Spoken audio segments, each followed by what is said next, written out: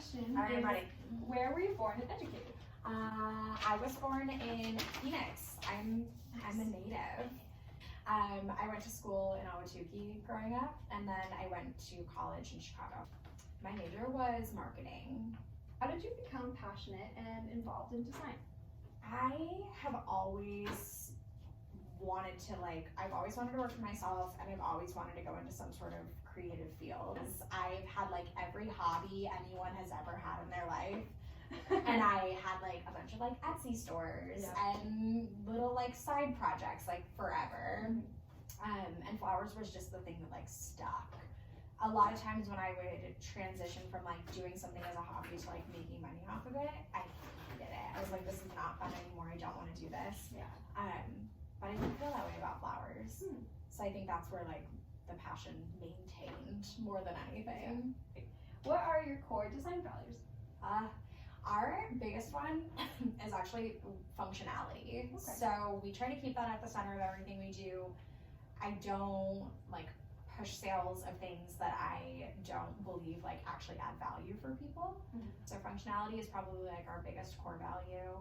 And then creativity. We don't like to get stuck in a rut. I don't know if creativity can be a design value, but we are creatives first and business people as a close second. So we always want to be trying new things and mixing and matching in different That's how you ways. grow.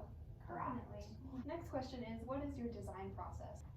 I think that for me personally, it usually starts with color and environment. So space, physical space is really big for me, and then from there we kind of dive into color, and then that narrows it down enough that we can choose which flowers make the most sense and start putting together the arrangements from that process. Cool. Okay, next question. How do you collaborate with other individuals to realize your impactful work? I feel there's a lot of different parts of that for us. So I have a staff, so we obviously all have to come together to bring things to life. I think that having good systems helps on the creative end endlessly. So we have recipes that we work from, so that it's not just a vision in my head that my team is trying to guess how to create. They know exactly what goes into everything.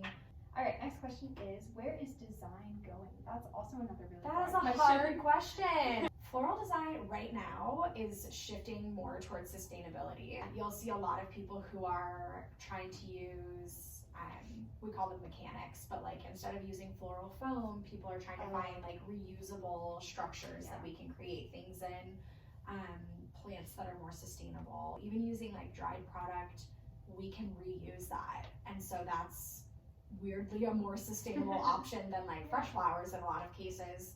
And I would say that's in a broad scale, but the design of flowers is definitely following suit, which is cool. So, question number 7. What are the biggest challenges that you face? Right now, COVID is a thing. Our whole entire spring calendar got canceled. In the fall last year, there was civic unrest in Ecuador.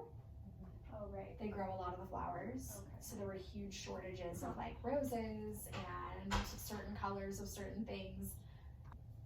So right now I think our biggest challenges are 1, COVID, Right. and 2, being able to work with American farmers and flowers that are coming a little bit more consistently and supporting our local-ish economy. All right, final question. I'm ready. What advice would you give to young design students?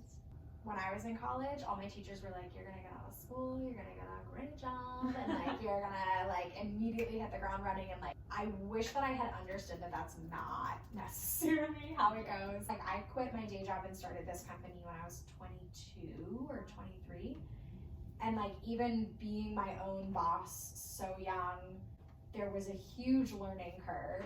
I think your 20s are a great time to fail a lot, and that's cool. It makes you better and it makes you stronger, and lead with morals and your values first, and then everything else kind of falls into place. I had my on paper dream job when I graduated from college, and I hated it. It was the office was cool, it was really well designed, big windows, and I was I hate this job. I hated it. Even if you do get your dream job, it might not be what you thought it was gonna be.